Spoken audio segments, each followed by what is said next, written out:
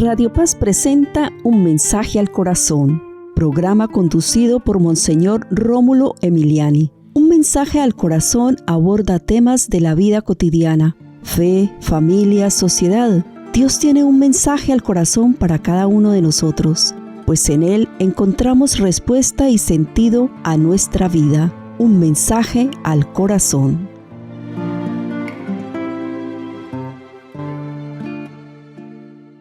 Aparece entonces la angustia como el signo de la vagancia, de la persona que descubrió que se puede vivir con muy poco esfuerzo, un trabajo metódico que no implique demasiada creatividad, en la cual va a actuar como robot y en la cual va a estar ahí subsistiendo, nunca rindiendo al máximo porque no te lo pide nadie, porque tampoco es necesario para subsistir.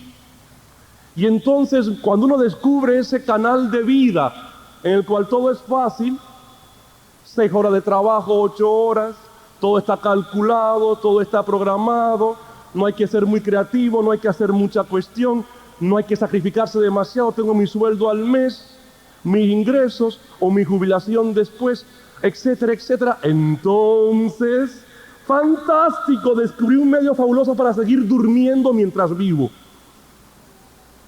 Y vivimos casi medio dormidos generalmente. 8 horas dormidos y el resto del día medio dormidos. Pero despiertos de verdad, muy pocas horas. Andamos como robots, como zombies, como robots, por ahí. Todo está programado, todo está ya hecho, todo está... Nada más tienes que encarrilarte, mi hermano. Encarrílate. Ahí tienes tu trabajito, tu familia, tus niños. Todo está programado, todo está computarizado. Encarrílate, que esto es bien fácil. Como un vagón de ferrocarril. Exactamente, vagón, vagón. Ahí, el vago va ahí encarrilado. El vago va bien encarrilado. Ahí. Donde lo lleven los rieles, donde sea, todo está programado. No hay que hacer nada más de lo que te pidan, no se te ocurra. Primero, porque no te pagan suficiente para eso. Y segundo, porque es muy incómodo. Y tú no naciste para el sufrimiento, tú naciste para vivir tranquilo. O sea, tú estás creado para hacer una rosita ahí en un jardincito, bien cuidadito, para servir como simplemente de, pues qué sé yo, de adorno. Es decir, vegetar, pues. Yo creo que muchas veces a Dios le ha dolido muchísimo, aunque no se ha arrepentido, pero le ha dolido mucho cómo está el mundo y cómo el mundo se ha ido evolucionando. La cantidad de vagos que hay en el mundo es impresionante, oiga. Es impresionante. En el mundo que Dios hizo, en el mundo que Dios creó, Él nunca pensó jamás que iban a existir monumentos en las calles o en las plazas, en los parques. ¿Por qué razón? Porque un monumento, X persona que destacó en una ciencia, en un arte, es una auténtica bofetada a nuestra mediocridad. Porque como son bichos tan raros, la gente que destaca, cuando aparece uno hay que hacer un monumento, porque es algo tan raro. Apareció un ser extraño, parece como marciano, porque oiga, mire lo que hizo en sus años. Pero si usted pudo haber hecho lo mismo, oiga, usted pudo haber hecho lo mismo. Todos estamos programados para hacer cosas maravillosas. En el mundo hecho por Dios, nunca jamás hubieran existido monumentos. Quizás sí, un par de monumentos. En el siglo XX se descubrió en tal país cosa increíble, un vago. No puede ser. ¿Dónde hay un vago? Sí, se descubrió en tal país una persona que es vaga, increíble. Trabaja nada más 6 horas al día, recibe su sueldo al mes, nunca hace un poco más de lo que le piden, solamente lo que está pedido. Duerme casi todo el día, la otra parte medio dormido. Eso sí, vive angustiado porque no tiene nada que hacer. Tiene toda clase de enfermedades. Un vago, ¿dónde? Fotógrafos, periodistas, televisión, hacer una entrevista a un vago. Oiga, ¿y usted cómo ha podido solamente trabajar 6 horas al día? Cuénteme. ¿Cómo he podido resistir nada más trabajar 6 horas diarias y dormir la mayor parte del día y la otra parte del día medio dormido? ¿Y cómo usted ha podido resistir tanto sufrimiento? Bueno, pues fíjese usted, a base de práctica y de hábito, y me fui acostumbrando. Entonces, se muere ese individuo, se muere, le hacen un monumento por lo raro. En cambio, aquí en el mundo que hemos hecho nosotros, por nuestro pecado, todo es al revés. Un monumento al que se esforzó, sacrificó y luchó y murió por una causa. Y son gente muy rara, no hay muchas. Qué tristeza. Yo creo que a Dios tiene que doler mucho todo esto. Dios tiene que sentirse muchas veces como frustrado, entristecido, de lo que estamos haciendo con este mundo. Pues bien, la angustia es consecuencia clarísima del no descubrir por qué razón yo vivo, por qué razón yo estoy en este mundo, por qué razón estoy aquí. Y la angustia en el fondo no es más que un vacío existencial porque me encuentro desorientado y sin saber qué hago yo en la vida. E insisto mucho en esto. Ahora bien, también es verdad, y esto hay que dejarlo bien claro en este primer mensaje, que hay, dejando esto a un lado por un momento, causas en nuestra infancia, niñez, preadolescencia, adolescencia y juventud, en donde la ansiedad fue causándonos con el tiempo una situación de cierta angustia. Sí es verdad que nacer y vivir en el seno de una familia que experimenta ansiedad y que está angustiada día y noche, a experimentar angustias. Y sí es cierto que una educación negativa en la cual mamá o papá han estado consciente o inconscientemente inyectando ansiedad y angustia a los muchachitos, esto condiciona. Y aún en el futuro, esa persona con razones profundas por las que vivir, aún así, a nivel psicológico puede estar condicionada a sufrir diferentes clases de angustia que no serán solucionadas hasta que descubramos las causas y el porqué. Y con una terapia profunda, el individuo se vaya superando. Eso también es cierto. Y no podemos en este seminario dejar a un lado esto, porque muchas veces hemos insistido, por ejemplo, en los programas de radio, en el asunto de los traumas, en el asunto de la formación en las casas, en que es terrible que papá y mamá inyecten a los niños esas ansiedades y los, como quien dice, los programen a estar siempre sobresaltados y angustiados. El niño es como una esponjita, todo lo va chupando, todo lo va asimilando. El niño no tiene todavía desarrollado el juicio crítico. No puede analizar que mamá es una mujer nerviosa, angustiada, sino que lo que mamá sufre y tiene miedo, tiene que ser verdad porque es mi mamá. Lo que papá sufre y tiene miedo, tiene que ser verdad porque es mi papá. Entonces, yo también tengo que tener miedo a lo que papá y mamá tienen miedo. Eso sí que es cierto y eso no podemos jamás olvidarlo. La educación negativa influye en la angustia. Y también un tercer punto es el cultivo de los miedos irracionales, que al principio quizás eran miedos con fundamento real, que luego se hicieron obsesivos y se perdió la magnitud, la medida de ese miedo, de esa realidad, y se hizo un miedo no real, obsesivo, y que aturde y hace daño. Y personas, y se ha descubierto, por ejemplo, es curioso, en biografías de santos, de gente que no tiene angustia por razones de que tiene razones por las que vivir, razones profundas por las que vivir, etcétera, etcétera, que aún así nunca pudieron superar ciertos miedos irracionales.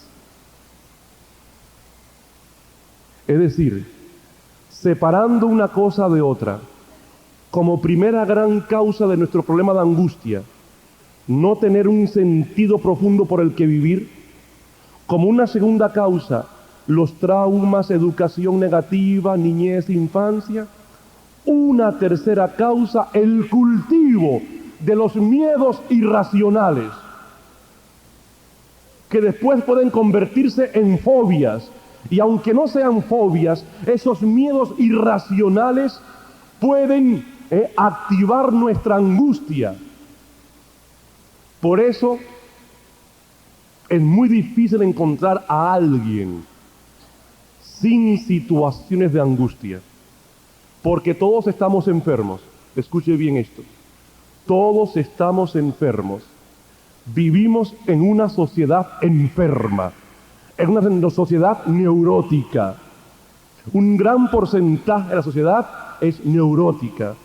Quizás neurosis grave, un 20%, y un 80-85% de nosotros neurosis no grave, pero neurosis.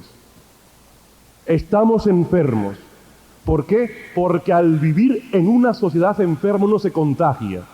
Y como no hemos sido educados para vivir mejor, sino educados para saber algo más de matemática, de inglés, de ciencia, de geografía, educados para no gritar, para vestir bien, para no gastar mucho dinero, para ahorrar, en fin, pero no hemos sido educados para vivir generalmente, entonces es muy fácil cultivar miedos irracionales.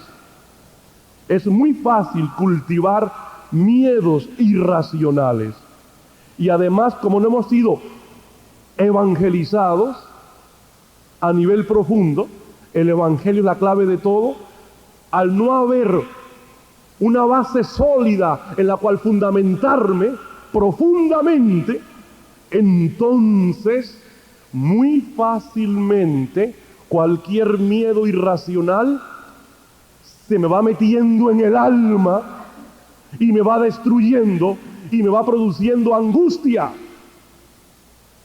por vivir en una sociedad no evangelizada, en una sociedad enferma emocionalmente. Y por nacer ya nosotros con cierto condicionamiento genético negativo, fácilmente los miedos irracionales nos aturden y con el tiempo nos producen angustia. Y entonces, en relación con eso, hay 14 miedos que nos pueden hacer muchísimo daño y que queremos en las dos próximas charlas analizarlos para ver cómo vencerlos. Los 14 miedos son estos. Pasamos solamente a enumerarlos para tratarlos después, para que ustedes sepan que en la reunión de grupos esto se va a tratar con más calma después de las charlas. El miedo al fracaso. El miedo al qué dirán.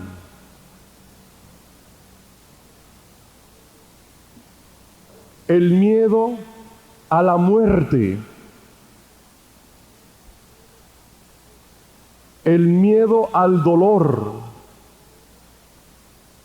El miedo al éxito. 6. El miedo al ridículo. 7. El miedo a la enfermedad. 8. Miedo al rechazo. 9. Miedo al futuro. 10. Miedo al pasado. 11. Miedo obsesivo a Dios. 12, miedo a fantasmas, brujos, brujas, etcétera, todo aquello. 13, miedo a uno mismo. Y 14, miedo a perder algo importante para uno. Miedo a perder algo importante para uno. Estos 14 miedos deforman la realidad cuando se experimentan irracional y obsesivamente. Producen cierta depresión, desequilibran, pueden, si se viven intensamente, hasta provocar o anticipar acontecimientos negativos. Y quienes viven estos miedos, aunque nunca se hagan realidad, los viven como si fuera realidad y los agotan y los van destruyendo. Bien, he aquí entonces esta primera parte del seminario en el día de hoy. Causas de la angustia, causas de la angustia. Los síntomas, ustedes pueden verlos aquí, abran este folletito. Los síntomas pueden verlos aquí rápidamente cuando ya son, diríamos, angustias muy fuertes, angustias bastante fuertes. Ahí tienen síntomas en las páginas casi final, tercera página al final. Síntomas, una sensación de peligro inminente sin que exista un objeto o situación amenazante. Una impresión de desorganización o de impotencia. No puedo hacer nada contra eso, no puedo hacer nada contra ese miedo. Una sensación de irrealidad. Esto es absurdo, pero es verdad, es absurdo. Usted no lo va a creer, padre, pero esto es cierto. La persona sabe que es absurdo, pero cree que es verdad. Es una relación muy curiosa que existe en el individuo. 4, la persona puede aparecer pálida, jadeante, cubierta de sudor, temblorosa, con palpitaciones. 5, siente sensación de opresión, algo que lo oprime, que le hace mucho daño. Punto siguiente, la respiración es difícil. Punto siguiente, puede tener la impresión de estar inmerso en una niebla, es una confusión, es algo que le hace sentirse mal y se siente agitado, presa de un pánico incontrolable, hasta inmóvil, paralizado, a la espera de una catástrofe inminente, de una catástrofe inminente. Las personas que sufren una crisis de angustia pueden ser percibidas por los demás como si estuvieran locas o fingiendo. Pero es real esto, auténtico, y quien padece de angustia sufre terriblemente. Y cuando esto se mezcla con licor o con droga, terrible, es fatal. Y cuando además de eso, a veces a nivel religioso, puede suceder, eso se da bastante, sobre todo en ciertas sectas protestantes, personas angustiadas, enfermas emocionalmente, el predicador comienza a hablar desde el fin del mundo, del castigo de Dios, todo apocalíptico, al manicomio. Por eso hay que tener mucho cuidado en la predicación, bastante cuidado, porque mucha gente que acude a los grupos estos de las sectas y demás son gente angustiada, buscando una solución a su problema vital, una paz en su alma, y aparece este hombre y le lanza un mensaje apocalíptico de lluvia, de truenos, estrellas que se caen, soles que salen de sus órbitas, Dios está enojado. Viene ya el final por el pecado. Y es verdad que Dios está triste y enojado. Pero si una predicación solamente consiste en esto, mandamos a mucha gente a los manicomios. Y es fácil, además, manipular a un miedoso, para que pague no solamente el diezmo, sino 3 veces el diezmo. Etcétera, etcétera, etcétera. Hay que tener mucho cuidado con esto. A veces en la religión podemos manipular. Tener mucho cuidado con esto. Muy bien. Preguntas para la primera reunión de grupo, apunten. Primera pregunta. Esta primera pregunta está relacionada con otro seminario que dimos, pero volvemos a repetir la pregunta porque es básica. ¿Tengo yo razones profundas por las que vivir? ¿Tengo yo razones profundas por las que vivir?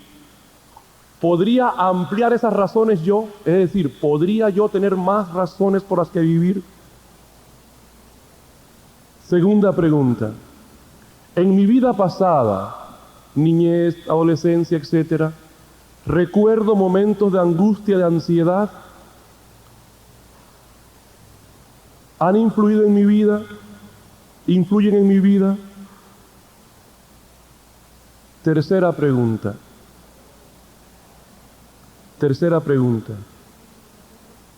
¿Estoy yo cultivando algún miedo irracional?